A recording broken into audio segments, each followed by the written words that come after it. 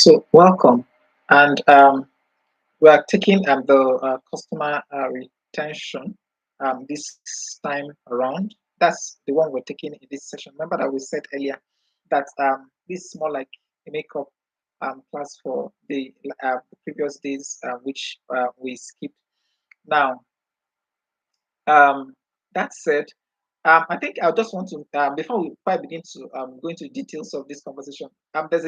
There's a question that I read. I think from one Anthony about that's from the service delivery excellence class that we just had. I think one Anthony was asking how do they avoid being I think being slapped or embarrassed by customers. Something in that question, something in that line. Okay, I think this particular session of the training is going to be addressing that, right? That's customer retention, where we're going to be handling customers' experience. Because I believe um, a customer will not just walk up uh, and and just give that's slap a representative. Okay, I think somebody Cynthia or this Saint World. Please, what question did you ask in the previous class? You were saying I didn't answer your question, so please you can ask the question again and I will just reply that. But I was just making a reference to, I don't know which of the persons who asked that question was saying how do they avoid being slapped by a customer and the rest of that. So I was saying my response to that is this particular session of the training is going to be asking is going to be providing answer on that. Okay, since what you're saying about how are you going to be avoiding an angry customer? Okay, before we begin, okay, let me just answer that. Okay, like I said earlier, where we are here as representatives to provide service. In the first instance, we are not here to avoid customers. In fact, we want them to come, bring their baggages, right? That's why we are. If there's no customer in the first instance, our place as representative is invalid. There will be no place for us as representative. So first of all, let's cancel that opinion of avoiding customers. We're not avoiding. In fact, we want them to come. Now, but we want to have at the back of our mind that customers are people.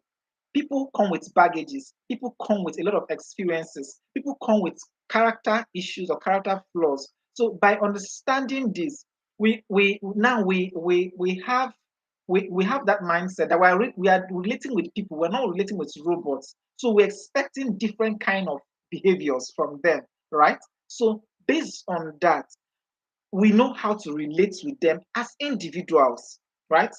As individuals, and like someone we have decided to accept. Remember, these are customers. These are customers paying in the first instance. We're not employed to come and avoid them.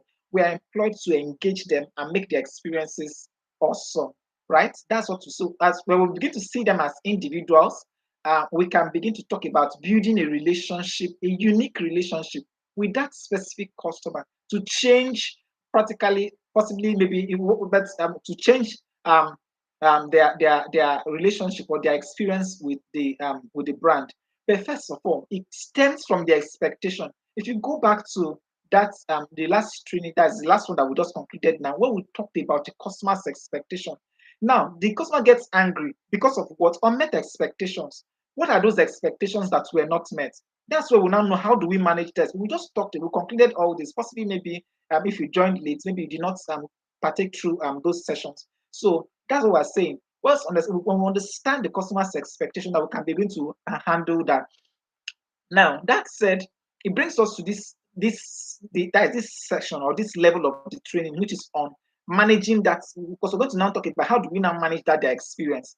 Let's say they've had a terrible experience from the services that was provided. Maybe you're not even the service, or we work in a team where we are rotating the duties. So you come morning shift and or someone who did night shift did a terrible job, and you're coming morning shift now and it's poured on you. Now, how do we work around that? How do we cope in such an environment, right? So now this brings us to the this session of the training that we're going to be talking about, which is on customer retention, right? When we begin to talk about customer retention, there's a reason why we're considering customer retention in the first instance. If we cannot be talking about retention in the first place where when if there are no issues or where we don't anticipate that there are going to be experience issues, right? So when we begin to have experience issues around, when customers begin to have experience negative experiences, it means that as organization, the organization definitely is going to be planning towards retention. Then, as we as the service representatives, right, we also need this basic orientation about customer retention, and we can begin to work on that. Now this brings us to the retention training. Welcome. And in this particular session, we're going to be talking about emotional intelligence in customer service, customer experience, customer recovery, and customer retention. So that's the details of this particular training. So we're going to use emotional intelligence to understand or to understand a particular customer. Then we'll go ahead and talk about the customer's experience. If we want to use emotional intelligence to understand the customer, we'll begin to talk about the customer's experience. We can analyze that as the experience of the customer, know how we can work around it. We can begin to talk about recovering that customer. Because if they have a negative experience, if they were 100% in, then maybe some level of their loyalty is out already. They are beginning to consider which other person provides this kind of service that XYZ provides, which other organization provides what is doing what just is doing. So at the end of the day, they are beginning to look elsewhere, because why? They are having issues already, unresolved issues. So they're possibly they are 30% in, 70% out, or 50% in with one leg and the one's out. So of course, and they can just spot and move elsewhere. So that's where we begin to talk about recovery. Then we go ahead and conclude with customer retention on its own. So these are the 4 key things that we're going to be talking about in this training, customer retention management training. Okay, that said, now let's talk about emotional intelligence. Let's start with emotional intelligence in customer service. Now, what exactly are we doing with, like, what exactly, how does emotional intelligence come into customer service, right? Now, emotional intelligence on its own is the ability to recognize emotions, right? Discern between different feelings, label them correctly, right? In order to achieve a certain objective. So I'll take that again. That emotional intelligence in itself is our ability, right? As service representative, it is our own ability to recognize emotions, right? The customer's emotions. So when customers also, by based on our interaction, we already have recognized the emotions of the customer. Then we can begin to discern. We discern between the feelings, so we can label them appropriately. Now, when we're talking about discernment here, now, there are some people who give out mixed feelings, some people who give out no feeling at all. They are indifferent. They just keep quiet. They give the energy they give out is just indifferent. We can for the inexperienced or those who are not trained. We can't be able to decipher what kind of experience or what kind of feeling or energy is this person giving out. So they're just indifferent. But in their mind, once they step out of this place, it's over. They are not coming back to this particular place again. There are people like that. They just say, that's justified. That's the last time I will step my feet in that particular place. And they mean it. And that is all. So, but we don't want this kind of experiences, right? We don't want this kind of experiences for our customers. That's why that's why we're considering emotional intelligence, right? In labeling customers' emotions, or in recognizing customers' emotions and labeling their feelings properly well, so that we can adequately use it to achieve business objective. And what's our objective? The objective of customer service is practically customer retention. That is the objective of customer service, to retain customers. So if we cannot, so to retain customers, we require emotional intelligence so that we can understand our customers effectively, well, understand the experiences that they have had. Okay, now another dimension of emotional intelligence. Now another aspect of emotional intelligence in customer service is so that we can that's the essence of considering it, is so that we can use it to guide the thoughts of the customer adequately. Now, what do we mean by guide the thought? It's not like we're here to start playing mind games with customer. No, that's not what we're talking about here.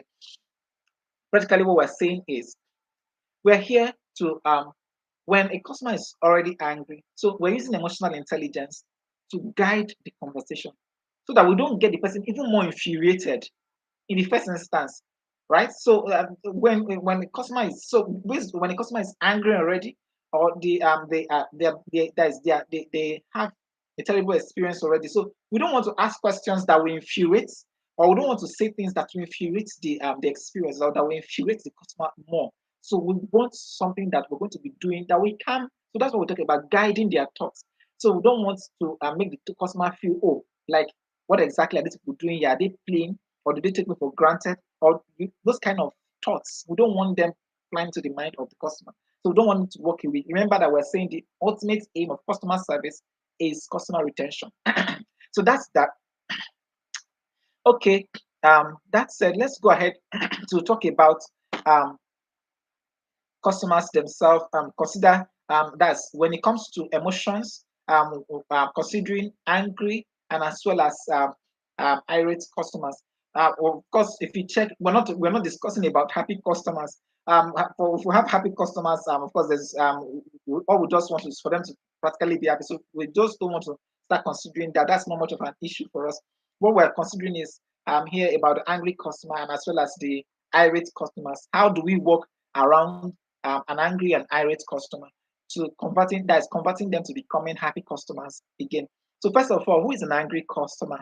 Of course, these are customers who review their emotions, who communicate their emotions, and their emotions are there's a feeling of strong displeasure, of usually leading to an infuriated outburst, right? So communications from customers, once they begin to reveal or displeasures, feelings of displeasures or unsatisfaction, it means practically that the customer is unhappy and they're angry with whatever it is. Possibly maybe it's a disruption, a failure to deliver on a service, possibly maybe a salesperson was unable to deliver, and now they are heading straight to the office physically, and they are reaching out. Of course, they are the first person that they're going to be reaching out to, is the customer service representative. So now it's going to be poured on you. Or take for instance, you finished at the somebody finished from night shift and did a terrible job, and you're coming in the morning, and this is just what you're getting. So now how do we? Of course, we're going to get to how we're going to be handling that. Then talk about irate customer. Now, the angry customer and the irate customer. In a nutshell, an irate customer is an advanced angry customer, right? The anger has multiplied now. That's what makes the customer an irate customer in the first. So they communicate a higher degree of upscaled anger and wrath. So at this time, it's a rage, right? They are very angry, and that's why you see there are some customers where we see we've had situations in the country where some customers even climb the counters. That's why in order to that's climb counters in order to express themselves, express their feeling of dissatisfaction, their feeling of resentment.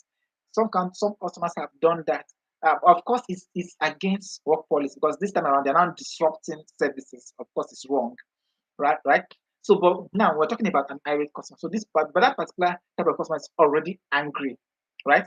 They are angry, and they at that stage, they are angry. In fact, they moved beyond being angry, and they become irate customers. So, is the for irate customers, they communicate a higher degree of displeasure.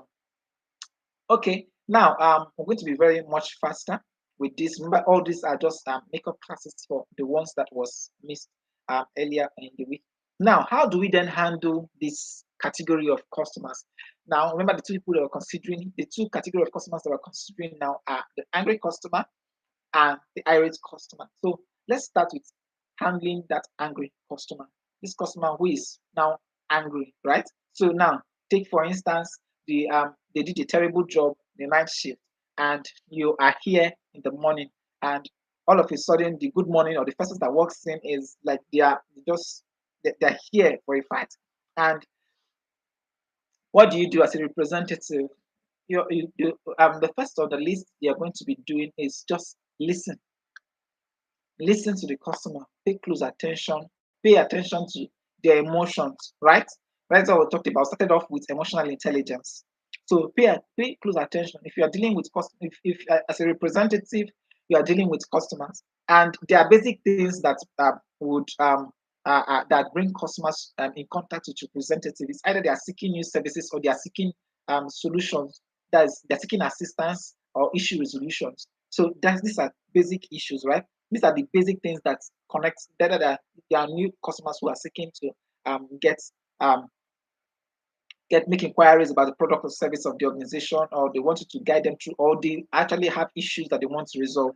So now, taking it for instance that these are people who want issues resolved. Now, they possibly maybe they were promised that this issue is going to be resolved in 24 hours, and this is 72 hours. Somebody else who promised them that 24 hours, or based on the company policy, 24 hours. And this is 72 hours. Now the customer is coming. You're not even the person who attended to this customer in the first instance. And they start out and they say, you, this, they lash out. You people are incompetent, you people are this, you people are rogues, you people are that. I can't take this anymore. In fact, I want to see the manager, I want to do this, I want to do that. They want to that in fact, no, they want to they want to feel that level of importance. And so it's not for you to at this stage as a representative, remember all that we have considered in the first instance. Because as a human being, one of the major things to do is a repulsive behavior, right? So, but as a representative, remember that these people are the ones, they're the reason why we're here in the first instance. So, we're not going to be responding in that manner, right? And besides, customers are for the company, customers are the boss practically. So the same way it is when your supervisor is going to a supervisor gets angry and they are saying a lot of things, and you just keep calm, right? You're not firing back, you're not showing that you yourself can talk, and so you just keep quiet, just listening. So that's the same way you have to treat the customer. So because right, the customer is all his boss. They don't actually that's the reason why we're here in the first instance. So we're going to exhibit the same level. We're going to give them the same level of respect and attention that we did. So we're not going to avoid them. We're not going to give them attitude. We're not going to say, who's this one again? But like there's some kind of attitude that most people will give out. This is not a time to for character flaws or for attitudes or for some kind of non-verbal cues that makes them look like that demeans the customer. No, we're not going to give out any of those negative vibes. We're going to ensure that at the end of the day, this customer is hurt. That's why they are here in the first instance. If they are not hurt, they will not be here like trying to cause chaos or trying to like try to express that emotions in the first instance, right? So we're just going to listen to the customer. We're going to pay attention to details, what they are saying, what they are not saying, right? So then, I remember as angry customers, whatever you say to that customer might infuriate them the more or will calm the situation. These are two key things that are very much evident. It will either calm, whatever you say may calm or might infuriate the whole situation or will aggravate the whole situation and it gets out of control. So now, second on the list, after you've listened to the customer and now they said a whole lot, told you how incompetent the organization is, how terrible, how this, how that. So one of the major things you can do, of course, it's ethical to always thank them for bringing this complaint to your attention and explain to them that you have not been the one that they've been communicating with, but you're going to take this, you're going to take the complaint, you are taking the complaint up now and ensure that the issue is resolved. Now, one of the major responses that you always get is, "Don't tag me. This, that. Fix it," and the rest of that. So this of course, these are practical real life experiences where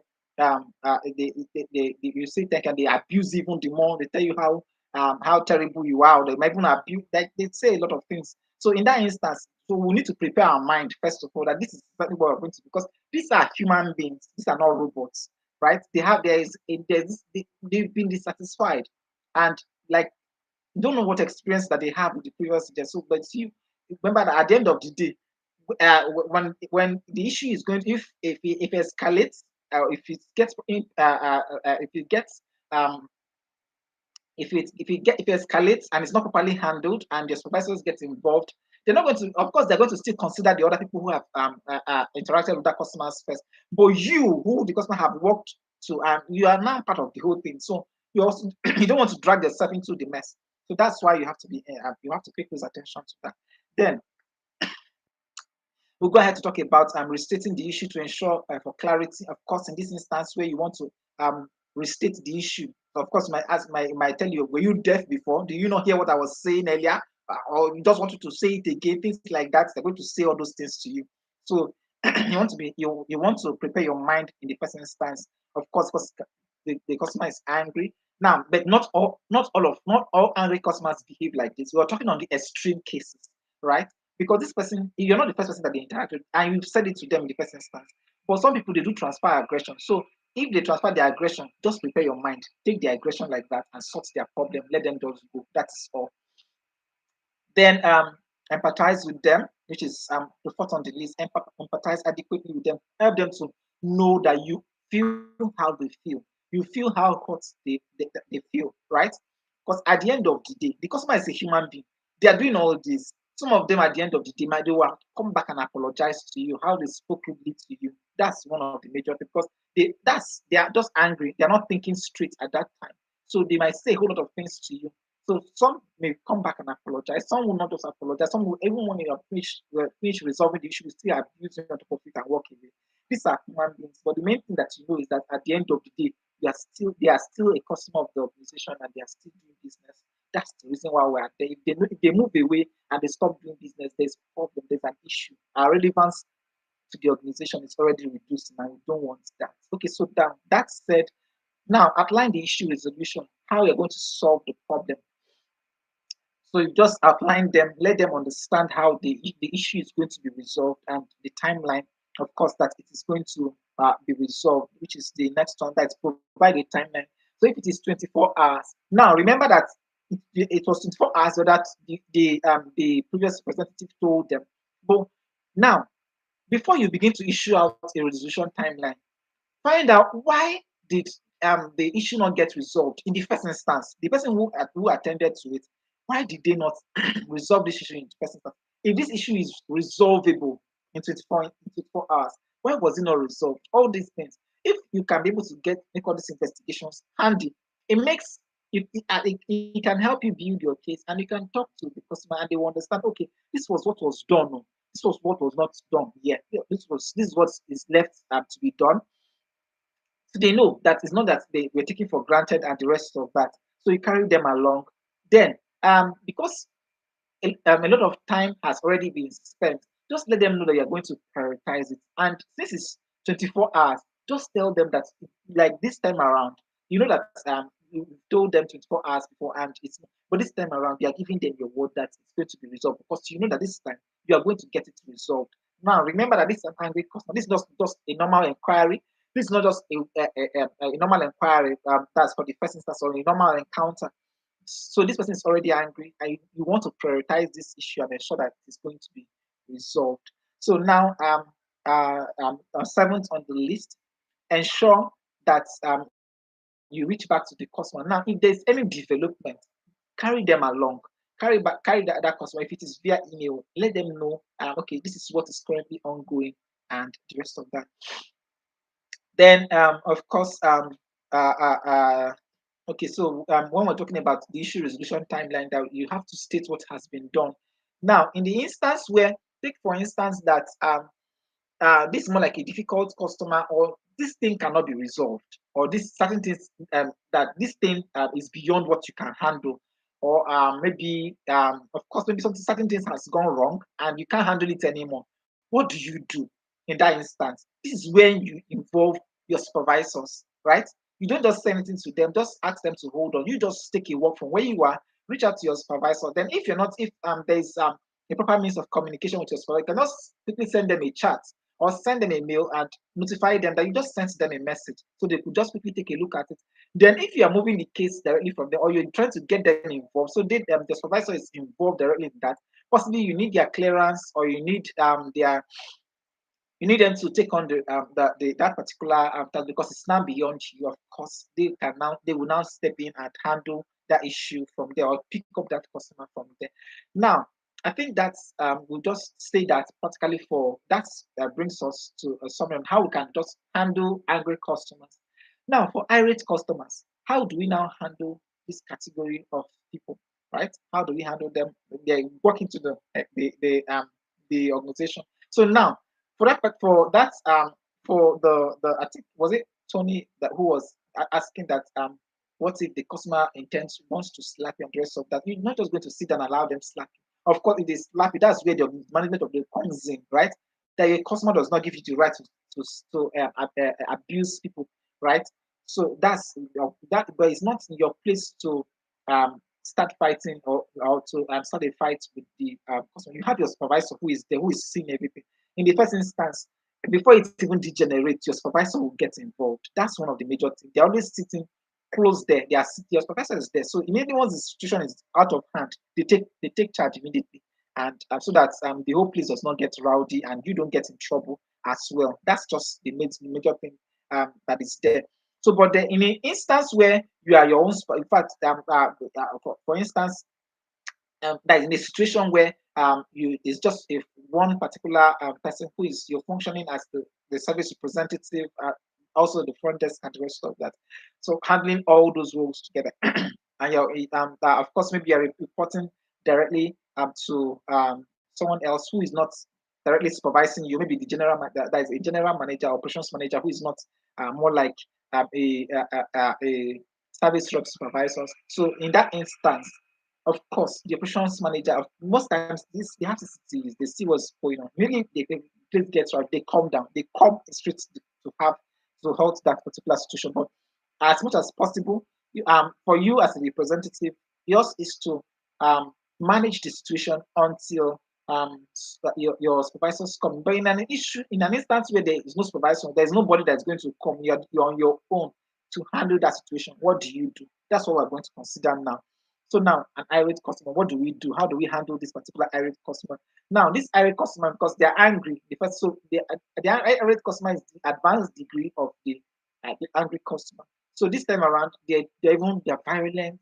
They are saying a lot of things and the rest of stuff. So if for instance, if it is over the phone, they say a lot of some of them even threaten you. I will do this. I will, in fact, I will. A lot of that. I think I've listened to a conversation where a customer once said, "Fire will do this, do that, how they're going to burn down the whole place." So it's out of rage. It's out of serious rage because they were so angry. Some of them don't even mean what they are saying. It's just want you to feel bad. They want to say a lot of things to you so that they can scatter your day. But you don't want to. Need to have that at the back of your mind. So when they finish saying what they are saying, it's just in their pocket there.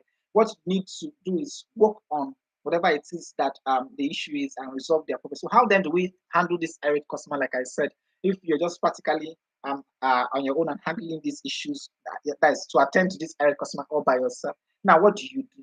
Just one of them is that you have to be vigilant because that is in the case of violence. Then also, but you have to also practice active listening. So now, because this customer is irate, you don't want them to unleash level of violence. So while you're while you're trying to attend to this customer, also you are very much sensitive, right? Very much sensitive to their actions, whatever things that they're going to be, or whatever gimmick they're going to be pulling. So you want to be very much uh, expectant. So in case if it goes, how you're going to respond to. I'm not saying you should start a fight with them. So, but more important is to defend yourself, like so you don't get um wounded or whatever it is in the course of service. But one of the things they're going to be doing, as long as the person is not violent, just practice active listening, right? It's not There's no threat there. There's no danger. So just they're only angry and they're just saying hurtful things or they are saying terrible things to you. So just practice actively, listen carefully to what they have to say to you. When you listen, while you are listening to them, pay attention to the things that they are not saying, because at this time they are going to be adding both. They are going to be saying a lot of things. They will say a lot of things into their favor. So they will say things that even did not happen. So they will say all of them together. So it is your intuition that you are going to use to separate the chaff from the entire conversation. So you know if that is, you know where the lie is coming and the rest of that and where they are trying to make themselves feel better. So at that instance, just go straight and resolve the issue. That's the main thing. First of all, just tell them just why they're having that, why you're listening to them. Don't interrupt them. Allow the person to keep saying whatever it is that they are saying, but just don't interrupt the person and don't engage. Don't engage like in words, like war of words and the rest of that. Once you identify what the issue is, just quickly go and resolve that particular. That's just how to deal with this category of people. Resolve the issue that right, resolve whatever it is that has brought them here or that has made them angry. So at that instance, once the issue have been resolved, or if it is something you cannot resolve at that time, of course, you need to, you will now find a way. Tell them that, okay, you've heard what it is. See, this is exactly what the problem is. And this is the timeline with which it will get resolved. But this is what you have already done, right? You have started the process. But in less than 24 hours, that it will be done. You give them a call, right? No matter how angry that they are, of course, they will still have to follow the rules of the organization. But remember that they are irate at this time. So now, you're going to be prioritizing whatever issues or whatever challenge that they have and are going to be resolving them. But the rules here is that you have to remain calm. You do not have to interrupt them while they're having a conversation, because if you want to say anything at that time, there's going to, you don't want to even hear when you're sick. Don't even tell them sorry. You don't even apologize about anything. Don't even, just listen. Listen attentively. That's just what they want you to do. And at the end of the day, resolve the issue. If you're apologizing or you say sorry, maybe you're telling the person, I'm so sorry, but you're telling sorry for yourself. And so because they're angry and they will say a whole lot of things to you. So be prepared. Now, one of the major things that you're going to be doing is to reassure the person of commitment to resolving this issue. That's that reassurance. That's where it comes in. Instead of apologizing, just reassure them that this thing that you have brought it to your desk, they are, now that you are now in charge of it, that you're going to resolve this issue, and you're telling them that in 24 hours that's going to be done. There's this level of assurance that you give to somebody who is raging, right? The rage will come. That's the thing. So you started this thing. You've identified what the problem is. Now you're giving them an assurance that this thing will be resolved in 24 hours. You've already started. This is what you have done. This is what will be done. And at so time, it is going to be resolved. For in less than 24 hours, it is going to be resolved. There's no, except they are just not troublemakers.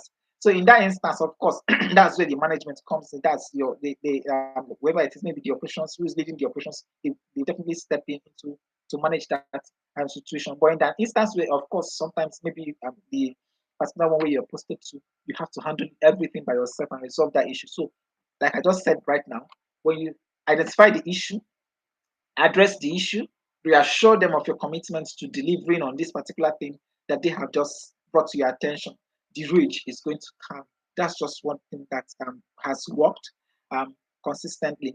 Of course, there are going to be exceptions, like I just finished saying that some people are just natural troublemakers, and they remember that we're dealing with people here, so they just want to say, okay, yes, so that they can always brag about it. That when they had this issue, they went to the branch, they did this, they changed it for them, they did a lot of things. They want to brag about it. So with the people like that, they are actually not after the solution. They're actually about creating a scene. That's just what they came there to do.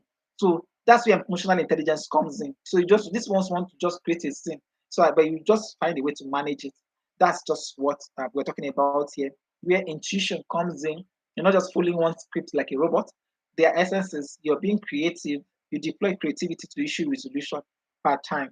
Okay, that said, I think it brings us to the closure on this one, handling the irate customer themselves. That is handling irate customers and as well as handling angry customers. Okay, through emotional intelligence. Now, this brings us to the second portion that I want to talk about, which is on customer experience. Hmm. So, from our emotional intelligence, we've come to understand, right, that the customer is already angry. The customer is raging. Like, how do we now mind? What do we do about this experience that the customer now has, right?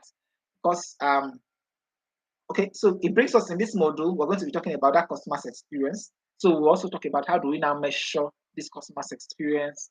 How do we even get to understand why their experience or why they had such experience, right? So the questions that we need to ask to understand why in the first instance. Then we'll go ahead to talk about the evidence of good customer experience. Then the steps to improve customer experience. That said, let's go ahead quickly to talk about customer experience. So it's customer experience in a nutshell is an interaction of a, is an interaction between a brand and the customer. So how a brand, that's the interaction or the experience that is generated between the interaction of a customer and a brand is what we call customer experience. So that's experience or that interaction between a brand and the customer is what customer experience in a nutshell. And this forms through, it could be over a period of time, or it could be through the lifespan of the business relationship of that customer, right? Please, your questions always stay write note your questions. We're going to be taking them towards the tail end of the training. We'll take it at the end of the day, at the end of this session of the training. We'll take all the questions together, please, and I need it to come in handy. Okay, now let's go on to still talking on customer experience. So now, customer experience in secondly, that's trying to give another aspect or another perspective of what customer experience is all about. Customer experience is the overall impression that the customer now has, the overall impression that has been created in the mind of the customer, right? That overall impression of a brand, right? That is what customer experience is. So their experience builds over time based on their impression, based on the impressions that they've had.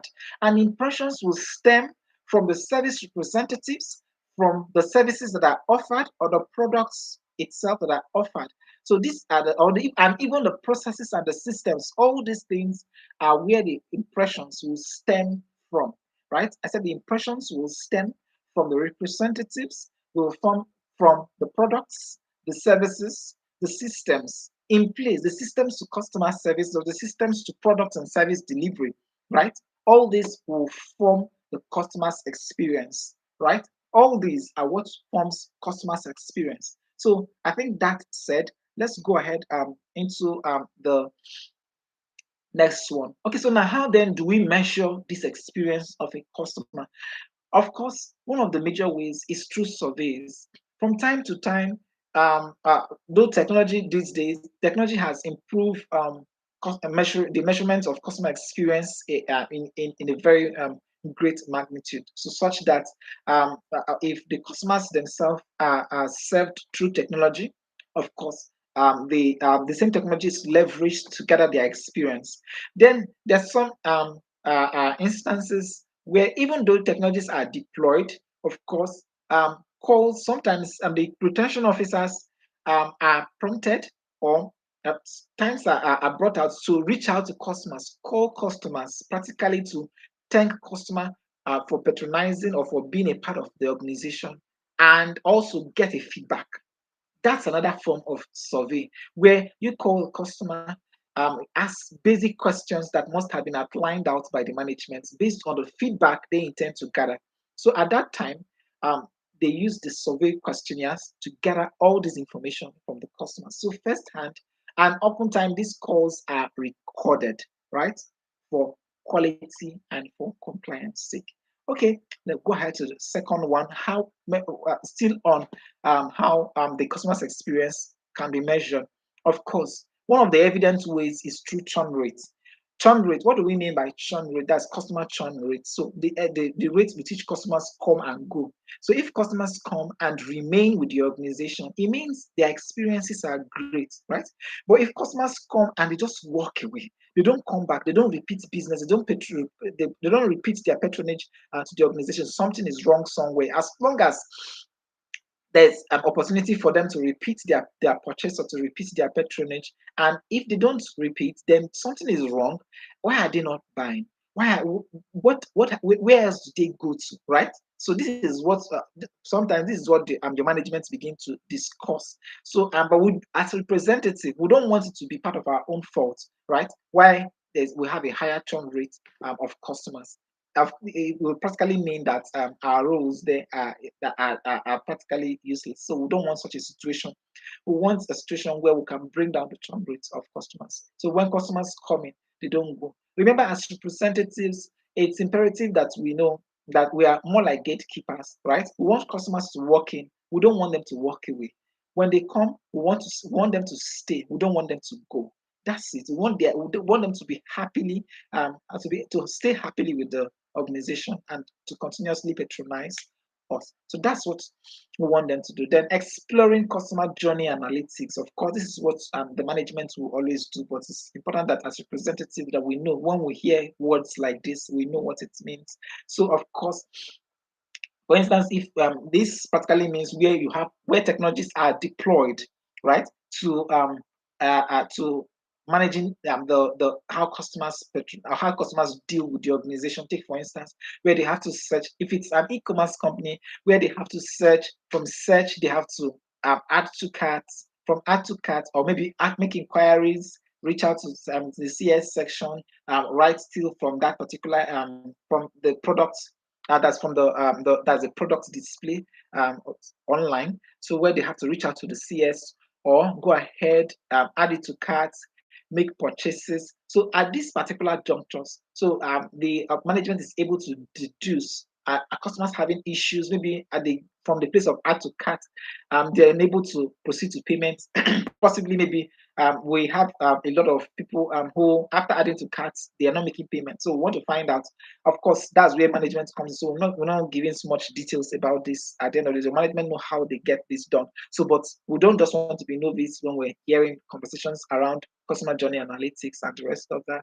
Okay, now let's go ahead to talk about the next one, fourth on the list, in measuring customer experience, which is reviewing customer satisfaction scores. Now, this customer satisfaction scores is where customers score you or rate their experience with you who are representative, right? So as representatives, when we finish attending to customers, they rate what we do, right? As retention persons, as retention customer retention persons.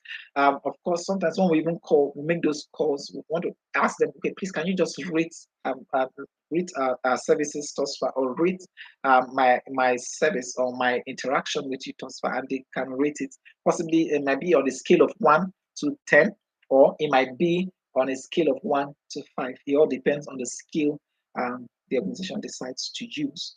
Okay, that said, finally, of course, some organizations use support tickets to measure customer experiences. So based from the support tickets that they get, there are ways where customer experiences can be measured from the support tickets. Of course, high volume of support tickets would definitely mean that customers are having a lot of issues, right?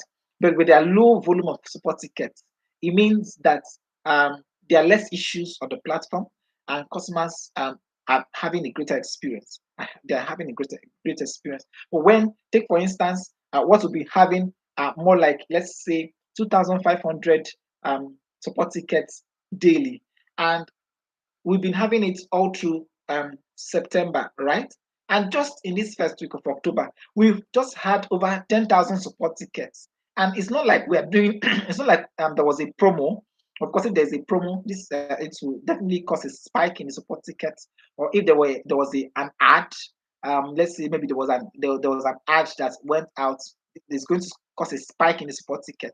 Now, there's no ad, there's no promo, there's just no unusual activity, right? That must have caused a spike in the support ticket, possibly. But let's say that there was a downtime, right? That people had issues, or maybe there was a downtime and there was a glitch, or there was a downtime, or there was a glitch in the payment, such that maybe a lot of transaction was not completed successfully, or people made payments and we can't find their payment. The accounting team cannot find their payment, and they themselves are saying that they've been debited. So at the end of the day, there's a whole lot of everybody saying payment, and a lot of issues. That's when it comes to payment. There are people who are having issues, possibly maybe they're having issues trying to connect to their account or manage their account and the rest of that. So there could be a lot of issues at the end of the day. But what we are saying in essence is these are top 5 ways that we just listed out on how customer experiences can be measured or be measured by your organization. So whichever one it is, at least you have a good understanding of or you have an understanding that customer experiences can be measured in this way.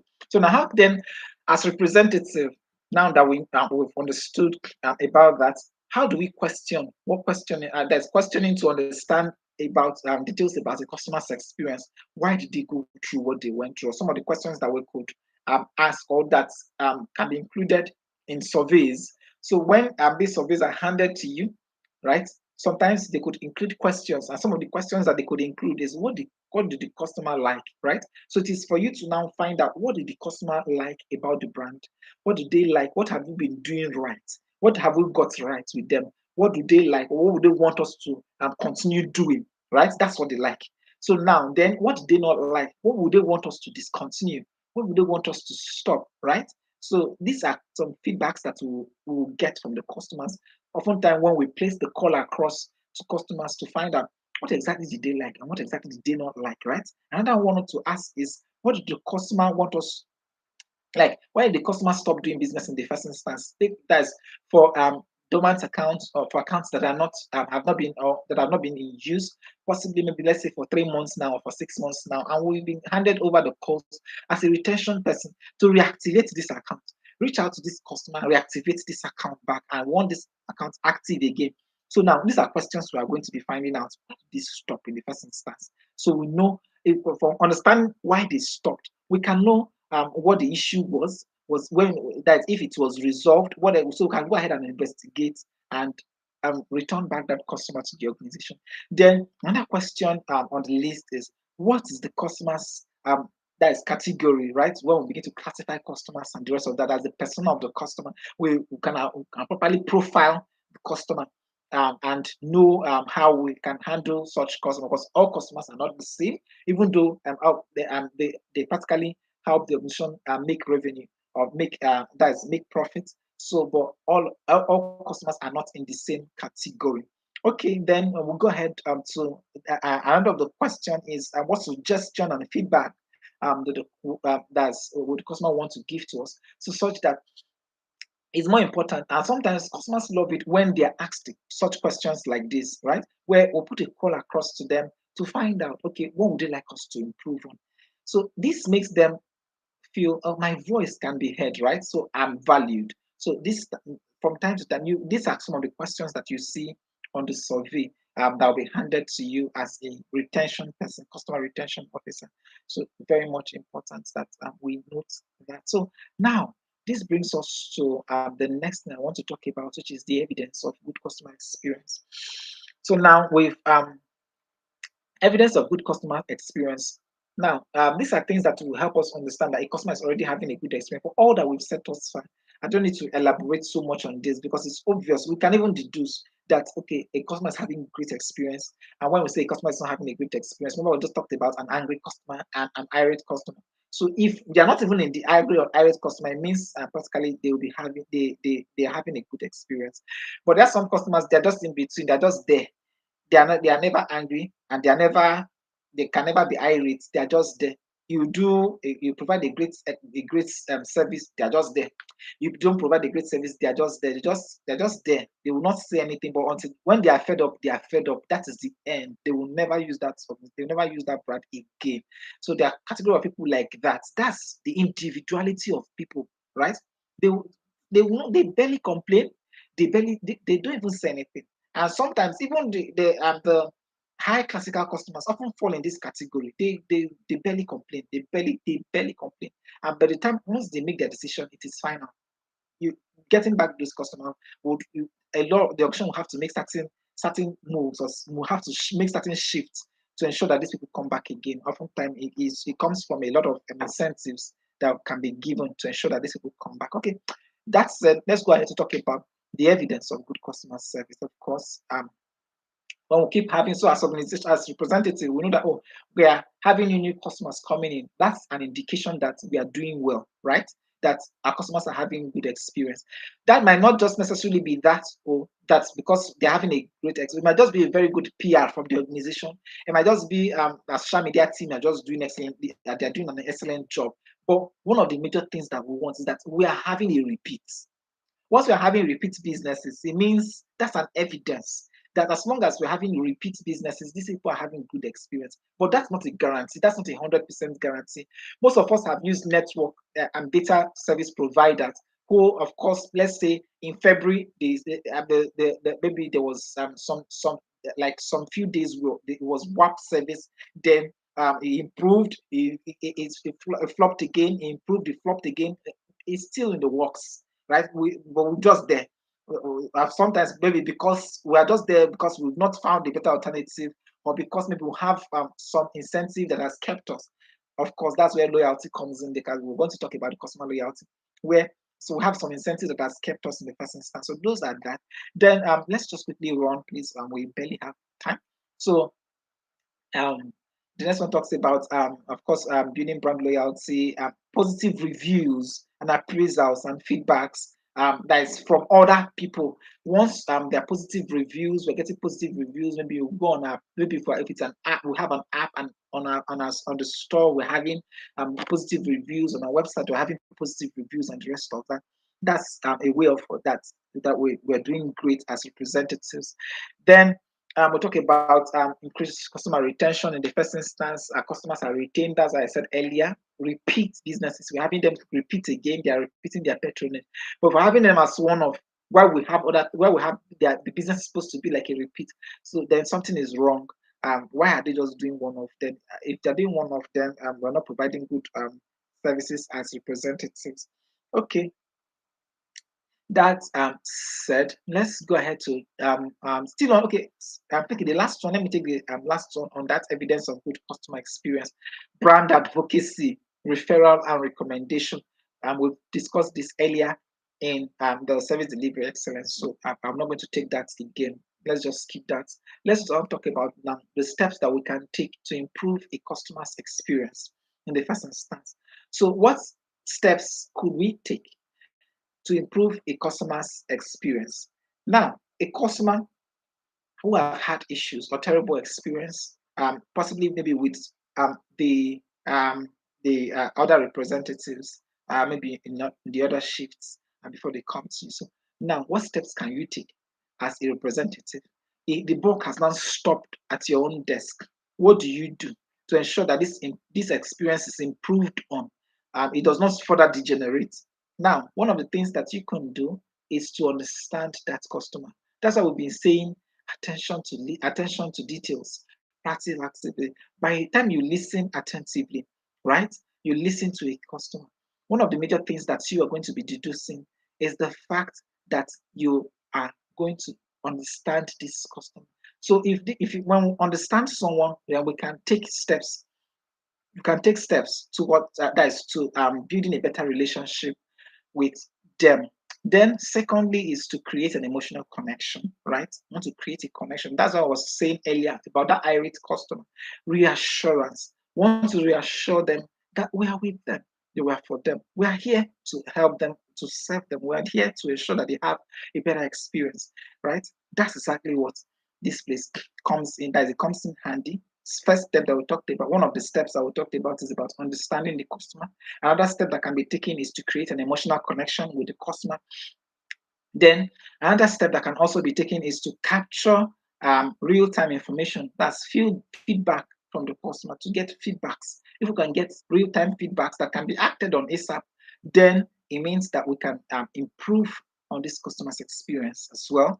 Then finally, we can also talk about measuring the deliverables. More like, okay, this, if we have said that we're going to be delivering in 24 hours, how consistently as a representative do you meet your turnaround time, right? That's what we're saying here. How consistently do you meet the turnaround time for there's a turnaround time for that has been marked by your organization. So this is very much important. And that said, it brings us to the close of this particular section. So in this place, we've talked about two key things, two key subjects in this section of the training. Remember, we started off in this part of the training with the emotional intelligence, right? Emotional intelligence in customer service, using it to deduce or to understand the feeling of to understand and practically label the feeling of the customer, so that we can achieve certain business objective, which is customer retention. Now, secondly, we talked about we just concluded about the customer's experience. Now, I want us to move on to the next one, the third one, which is on customer recovery. So from customer from the emotional intelligence, we've talked about the customer's experience. Let's now talk about how then do we recover this customer that we have discovered about their experience. So now how then do we this customer who is like a 50 like the 50-50 in, 50 out. Like they have one leg in, one leg out. They're already looking at trying to consider other alternative to the services. So how do we recover this customer and recover? When we're talking about customer recovery here, we're talking about their loyalty recovery. How do we recover back? How do we recover back their loyalty to the brand? That's what we're saying here in essence. So in this place, we're going to be considering the customer recovery and why should we even care in the first instance, basic customer recovery questions that could be asked, steps to customer recovery, then saying no effectively to a customer. How do we say no to a customer? Because sometimes customers can make requests that is beyond our capacity as representatives. How do we handle such situation or such scenario at that time? Then finally, we're going to be talking about creating quality impression in the mind of the customer. Okay, that said, um, customer recovery practically is the series of action that we implement as representative in order to win back a customer, in order to convert a dissatisfied customer to a loyal customer again. So I think that's said in a nutshell. That customer recovery or loyalty recovery are just the steps we intend to take, the actions we intend to take, right? In response to either a service failure, which is aimed at converting back that customer, earning back their loyalty, the loyalty of that dissatisfied customer. How do we earn back that dissatisfied customer's loyalty again? So any step that we take forms the customer recovery approach, right? And the message around customer recovery are just that we can summarize them in these three key points: that we care. We care about them. We care about them as representatives, as the brand, as organization. We care about them. So you as a representative, you care about them. Then as an organization, we care about them. Then secondly, that we understand how they feel with regards to the disruption that was that they faced, or the service failure, or the how they were underserved, right? Or how they were treated by how they were poorly treated.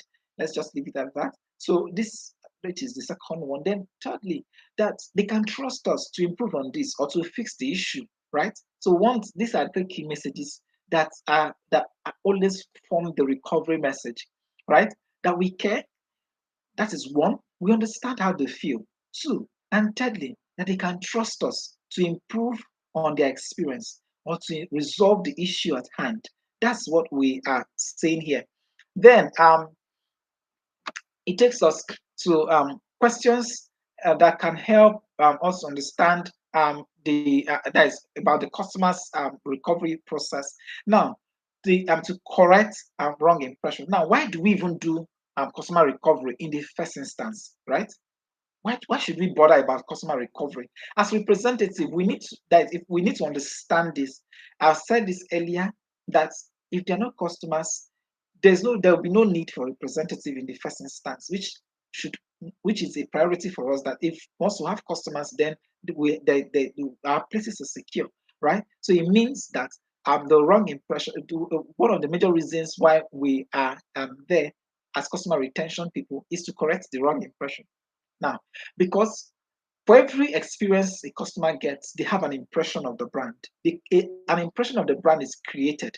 Now, if they've had a a positive impression thus far, they've had positive experiences, it means they've been having great impressions of the brand. The very day they experience a negative, they have a negative experience. Okay, just say it's one of those things. It's just one of those days.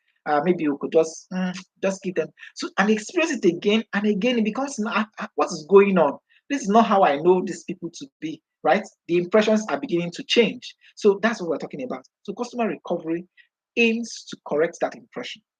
So aims to correct the impression that's the cost that we that's the service failure or the disruption that they noticed. That's not who we are. That's not how we are. That's not how we do things. But these are things that play out. even on the cost of service delivery. But we are committed towards improving that impression, to changing that impression, right? That's what we're talking about here. That's what customer recovery is all about. Then, customer recovery is to prevent churn. It's to prevent the customer from walking away, from moving away. Okay, since these people are not serious, I should just go elsewhere. No, that's not what we want them to stay. So, customer recovery is about bringing back that customer. Then, thirdly, we'll talk about to improve the customers, that's the business relationship between the customer and the brand. That's what customer recovery does, to improve that relationship. Because before they go, sometimes that's what I was saying about there are some customers they're just there, they will not say anything, but by the time they make their decision, it's done, it's done. They are, in fact, they are done and they're not coming back. That's it. So for them to get recovered back, certain things have to be done for them to come back to the organization. But that's that. For some who will readily air their views, because that the angry customers, sometimes they are most times those ones are even easy to because they're always telling you, they're always in your face trying to tell, they're always seeking impression all the time. So it's easy to even manage such customers and resolve whatever issues there are with them. Okay, now let's go ahead to talk about the basic customer recovery questions that could be asked to help us, who are the recovery or the retention officers, understand how to deal with them. Okay, now, what can we do to regain your confidence, right? So, because now, this, if someone had asked you such a question, it means there have to be some level of relationship, right? If somebody is asking, maybe if let's say we have a network service provider, and maybe we've been using, let's say Green Network with us, or we've been using no, let's say we've been using Purple Network, right? Purple Data Network, and Purple Data Network has been providing um, good service all along, and all of a sudden it gets so bad, bad, bad, bad, bad. Like consecutively, like for the past 3 months, I've been subscribing and just been wasting, wasting, wasting. So I just moved. I just said, I'm done. I cannot continue to be spending. In fact, I cannot continue like that. So what do we now do? How do we gain back your confidence? Right? There was one certain time, one in recent time, that a popular influencer came out to just, and people were saying, this influencer like this, it does not, it's not for trouble, does not, like, for him to have done something like this, for him to have called out this network data service provider, it means that this person, like, they really must have messed up so big time. So right, so in that instance, reaching out to this person as retention officers, one of the questions that, of course, are part of the inquiry that we're going to be making would include, how can we regain your confidence, right? Let them tell us how we can regain their confidence. So, like, what can we do to regain? Of course, this oftentimes these are high net worth customers, right? How do we regain back your confidence? Let them tell us. And with it, by the time we have this same thing, maybe let's say from the survey that we did, we contacted, let's say, 1,000. And if we contacted 1,000 people and they are saying, at least we have over 40% saying this, over 400 people saying one particular thing as a way of regaining back their confidence. It means if we provide this feedback, of course, this is going to provide that's the feedback that we're providing back to the organization as retention officers. So now, when we're providing this feedback, this one is definitely going to work on them, because you have a huge number of people who are requesting this. So that's that. Then another question, one of the questions on the list that could be asked is also, how and when would you like this thing to be done, right? These are, of course, these are high net worth customers who are asking questions to understand how they want it done. So, how do we want to regain your confidence? How and when do you like this thing to be done, right? What's to regain that your confidence?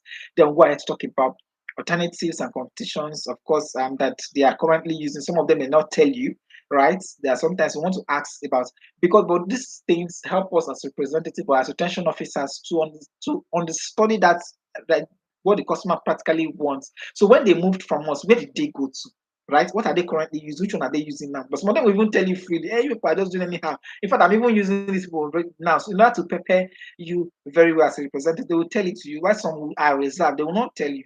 So for those who tell you, that's information, right? So we'll just go and understudy what the competition is doing right. Then we can go ahead and also advise the auction on what we do. As retention officers, these are what we're doing.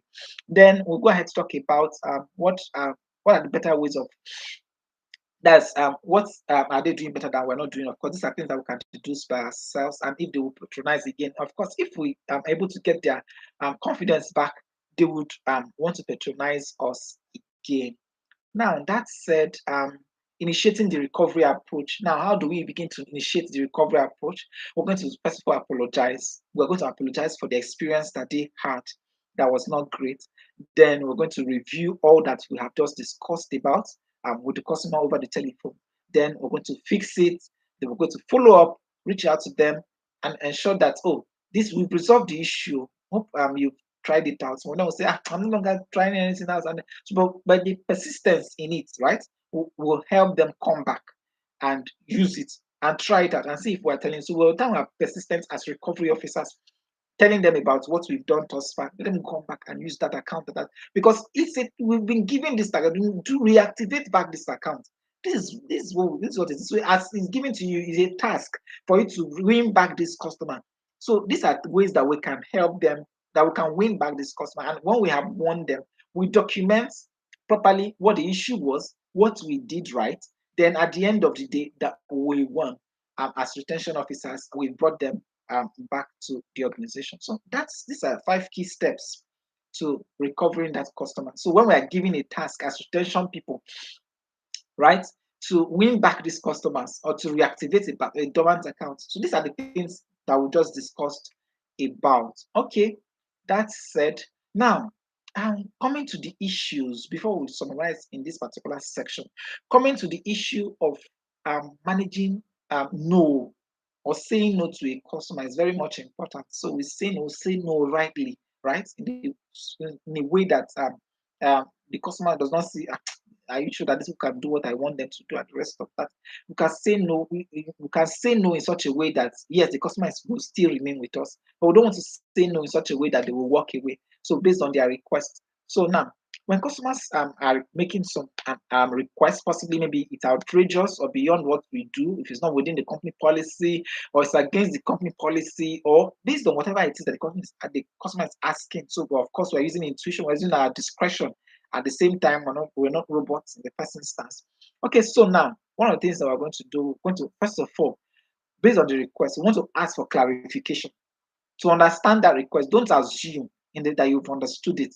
But the customer says something, and you assume that you've understood what the customer is saying in the first instance, but we didn't, right? So as retention officers, right, we need to understand what the customer is saying by doing what? Asking for more clarification, asking questions, so we understand them very well. When we've understood the customer well, then we can go ahead to provide our own honest response. So now, secondly, is what we are going to be honest enough to explain to that customer what we can do and what we cannot do. It is far better than telling a customer, yes, I will do it. Yes, you are saying yes, yes, yes. And at the end of the day, you did not do anything. It's going to be much more. So, but it's better that we're much honest and tell them this is what I can do, right? Versus what, by saying, no, we don't do it here. This is not what we do here, or that's not how we do it here. The rest is that. So be honest enough to tell them what you can do or what we do here or what the company policy allows for, right? So that's what I was saying. Then, of course, we're going to use positive language. We're talking about positive language and positive expression here. We're optimistic, right? We want to that sense of optimism, then and as well as that positive energy, not like no, this is not what we do here, and rest of that. So at the end of the day, we want to remain positive. So even if they have other requests, they can still talk to us. So even maybe if this particular request is not within the company policy, it's not something that we can do for them, right? But the things that we can do for them, we let them know what we can do and what is within the ambit of the company policy. Okay, then fourth on the list is to offer alternatives, right? So if customer have requested for XYZ and XYZ is not within the policy or it's not within what can be done, then is ABC within the policy? If ABC is readily available and ABC is an alternative, let us, so what we'll do as retention officers is to offer ABC. Say, okay, XYZ is not readily available, but ABC is available. Will you? They are still the same thing. So we see this a lot. Practical places where we see this happen are in malls, where in shopping centers, where we go to buy a particular product, and a representative is standing right there to you and say, okay, you're looking for this particular one, or you're looking for this dairy product, but they're not readily available. We have a substitute that is just as good as that one, or it's even better than that one. So they sell it to you in such a way that at the end of the day, you forget about the one that you've come to pick and you're going for the alternative. So as retention person, that's what they are doing practically there. It's retention. They're trying to retain that particular. So you don't just walk away and look for the next mall to go and buy, right? What the retention officer practically did there is to ensure that they talk you into buying an alternative product that is as good as the one that you've been using. Of course, they have a very good understanding about similar products that are there. Because if for instance I'm a customer and and they talk me into buying a one that is less of the standard of the one I was buying before, I won't come back again because I'll feel that I was betrayed because I trusted that particular retention person too when they told me that. So as retention persons, that's what we're saying. We'll be honest enough to help them understand. Okay, this particular one is similar to this, even if they are slightly more expensive or they are slightly below the price, but let them know that it's still the same thing. You can ask them to even compare the that's possibly maybe if they are, let's say if they are dairy products and you say, okay, you can compare the contents, the constraints of the products, that's this versus this, and they see that at the end of the day that there's no difference, right? So at the end of the day they go ahead to purchase that, and it will make no difference while that it's just still the same thing, the same great experience that that they had before. They will continue to have them even while they use the similar alternative.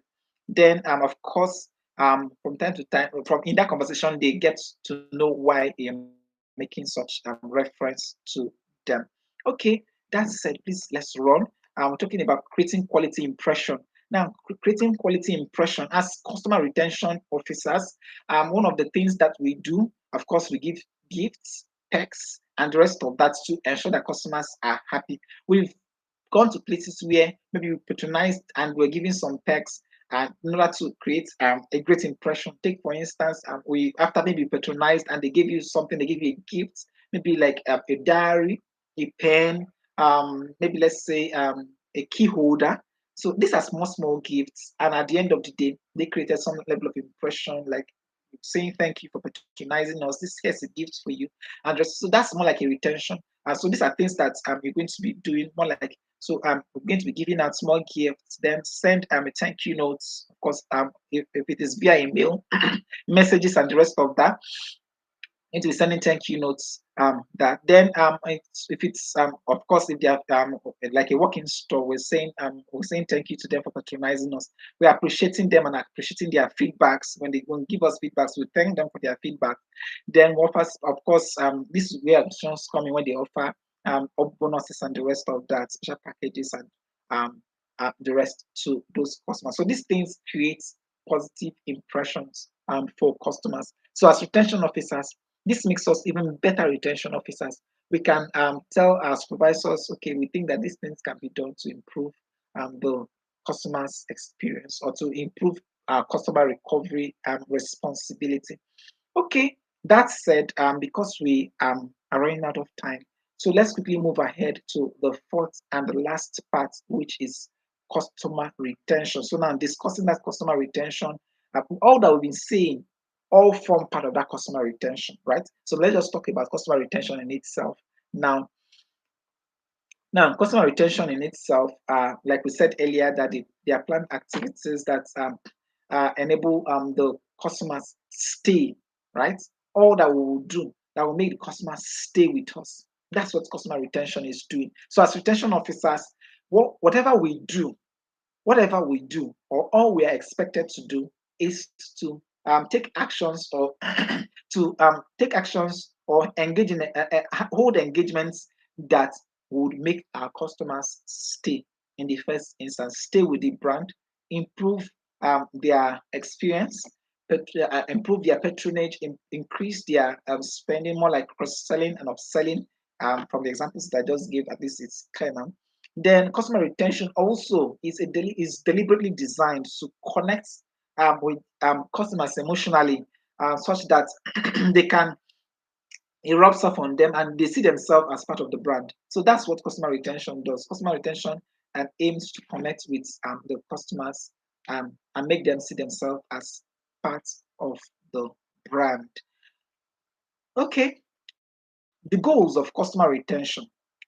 Customer retention in itself, the goals that it aims to achieve, or the objectives of customer retention, is to provide value, to help customers feel more valued, right? That they are valued. It's not just that their money is valued, right? It's not like we say, oh, well, we value the money that you bring in, or we value the fact that you're doing business with us, we value the fact that you're patronizing us. No, that's not what we value you, who are the customer, right? You're the customer, we value you. We value you. Yes, we value your business with us, but we value you.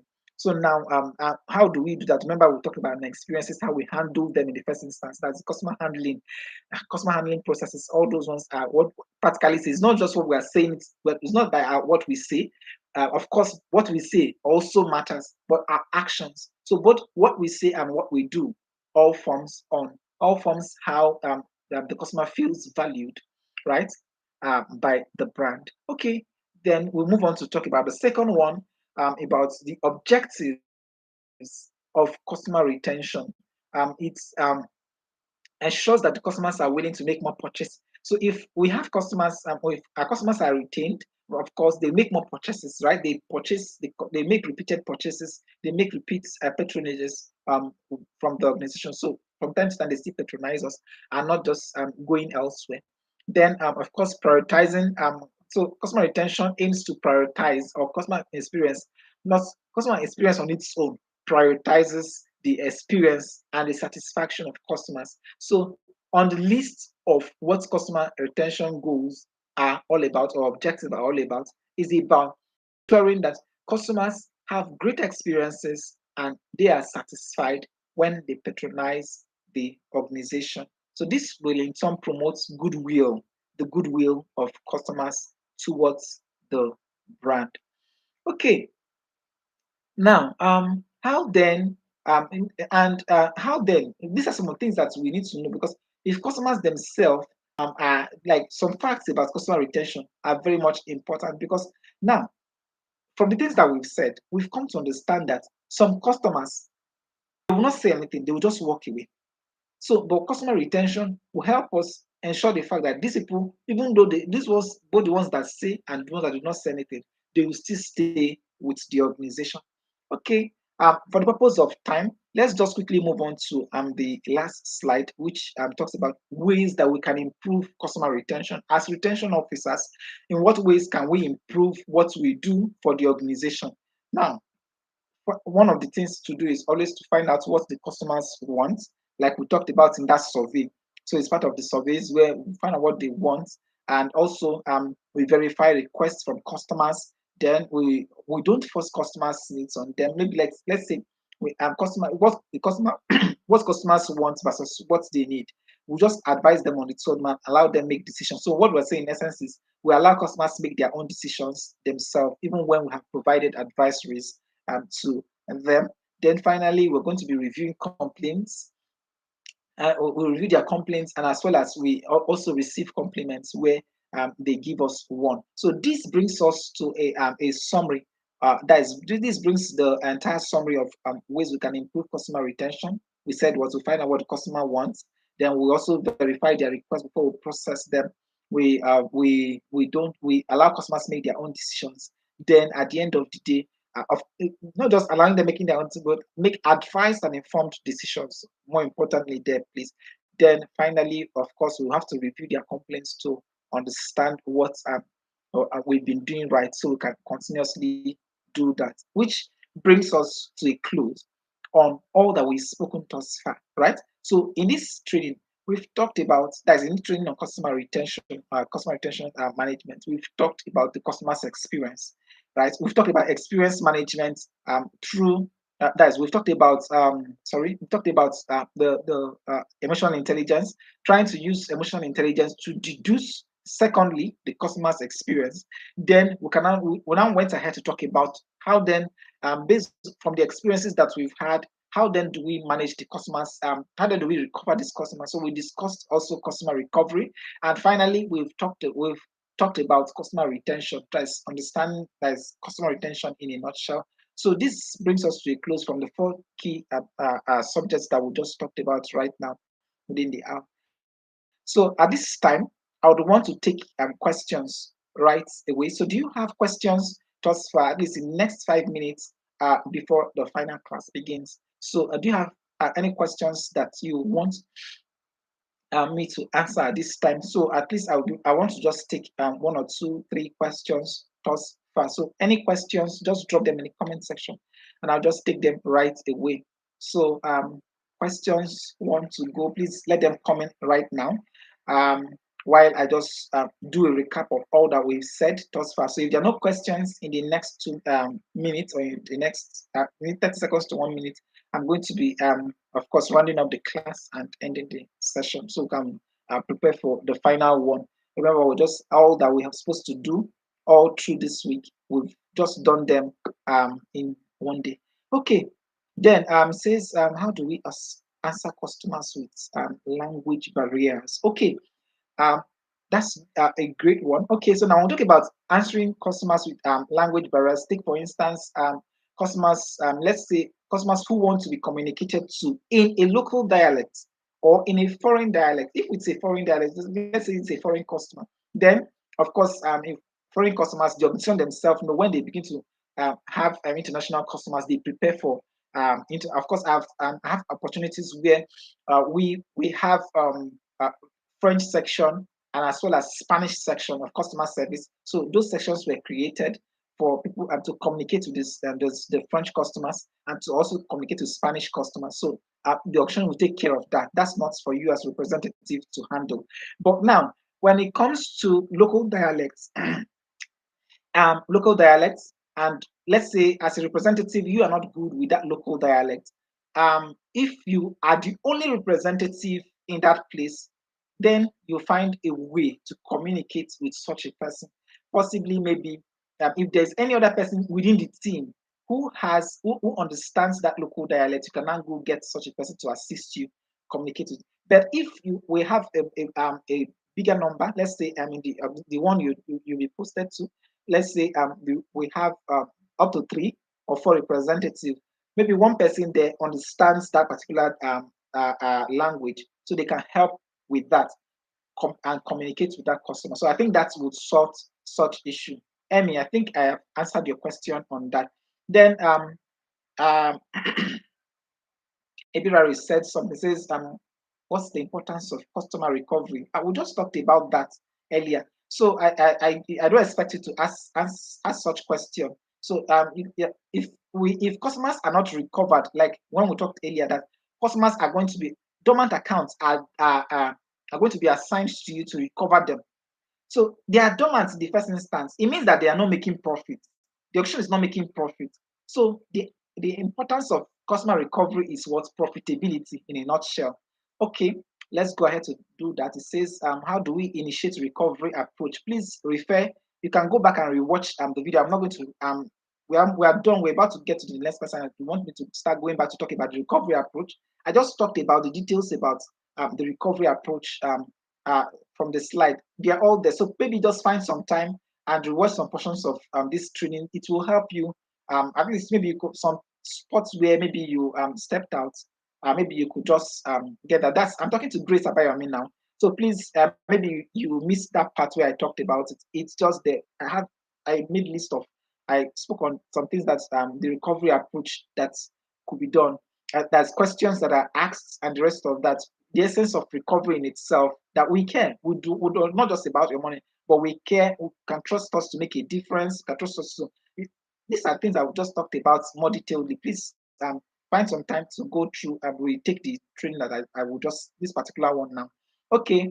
Um, wisdom is saying how do we tackle famous customers? Okay, famous customers in right way. Okay, when they are wrong in that. Okay, because they are famous. I believe maybe you're talking about maybe celebrity customers here.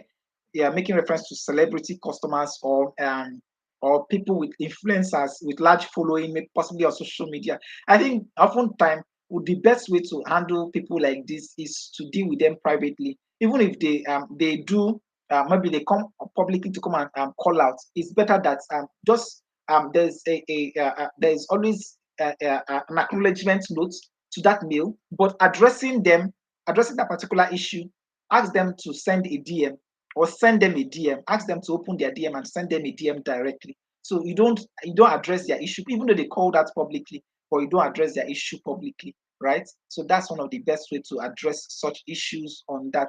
Even though they are wrong in that particular case, it's very much important that if based on their percent or whatever it is, or the notion that they have put out, that's what you're going to do a rejoinder, right?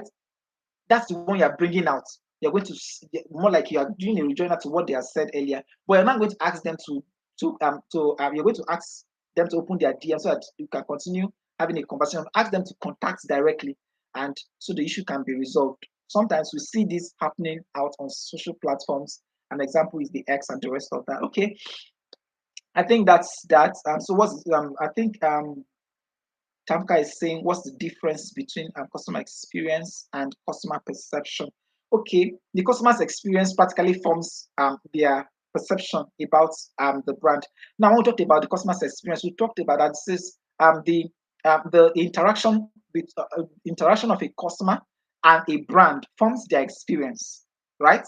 And these things, the experience of the customer creates an impression, and that impression is what forms their perception about the brand. So if they've had a terrible experience over time, their perception about that brand will change. Even though if it was good in the first instance, it becomes negative. It turns into the negative in the first instance. I used a network service provider as an example. So I don't want us to go back into all this. So I made mention of that, saying even if I've been having great experience in the first instance, once I get a negative, once I get another a negative experience consistently, my positive impression or perception about that brand, that they are excellent, they are great, will begin to change, right? So customer recovery comes in. This is where the retention team now comes in to correct that story, turn back that negative impression that I'm now beginning to create now, that is now beginning to create in my mind about that brand, to return it back to say, this is not how we are. We don't, this is not how we are.